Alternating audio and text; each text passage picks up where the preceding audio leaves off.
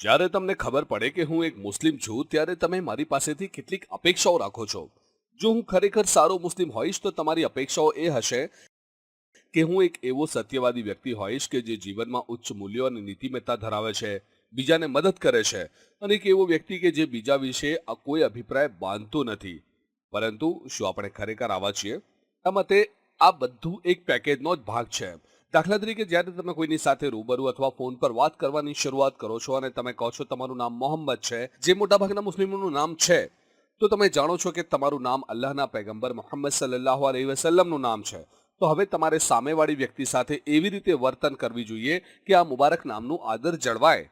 જો તમે તમારી ખરાબ ટેવો સુધારતા નથી, બીજાને નુકસાન પહોંચાડો છો અને ક્યારેય કોઈને મદદ નથી કરતા, તો પછી તમારું નામ મોહમ્મદ રાખવાનો શું અર્થ છે? અલ્લાહ સુબ્હાનહુ તઆલા આપણને સૌને સદબુદ્ધિ આપે। મેં મારી વાત શરૂ કરી ત્યારે પેકેજ શબ્દનો ઉપયોગ કર્યો હતો। મુસ્લિમ હોવું એ પણ પેકેજ સમાન છે। આપણે આપણી જાતને મુસ્લિમ માનીએ છીએ અને જે ક્ષણે હું મારી જાતને મુસ્લિમ માનું છું તે ક્ષણે મારા માટે આ જાણવું ખૂબ જ જરૂરી છે કે મુસ્લિમ હોવાનો અર્થ શું છે। એક ઉદાહરણ બહુ સરસ આપું છું કે એક અંગ્રેજીના શિક્ષકે વર્ગમાં વિદ્યાર્થીઓને કહ્યું કે એવા વાક્ય બનાવો કે જેમાં ખાંડ શબ્દ આવતો હોય। એક વિદ્યાર્થીએ કહ્યું કે મેં સવારમાં ખાંડ લીધી હતી, બીજાએ કહ્યું તમે ખાંડ જેવા મધુર છો, અન્ય વિદ્યાર્થીઓએ પણ આવી જ રીતે અનેક વાક્યો બનાવ્યા અને અચાનક તેમનામાંથી એક વિદ્યાર્થીએ કહ્યું મેં સવારમાં ચા પીધી હતી। આ વાક્ય સાંભળી શિક્ષકે કહ્યું આ વાક્યમાં ખાંડ શબ્દ ક્યાં છે? વિદ્યાર્થીએ જવાબ આપ્યો ખાંડ ચામાં હતી।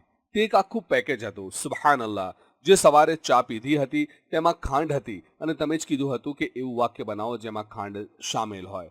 આ વાક્યમાં ખરેખર ખાંડ સામેલ હતી અને આથી જ મેં કહ્યું હતું કે તમે જ્યારે પોતાને મુસ્લિમ ગણો છો તો એક પેકેજ છે। જેમ ખાંડ એ ચાનું પેકેજ છે તેમ જીવનમાં મધુર બનવું એ મુસ્લિમ હોવાના પેકેજનો એક ભાગ છે। પરંતુ આપણે તો આર્ટિફિશિયલ ફ્લેવર પર જીવી રહ્યા છે।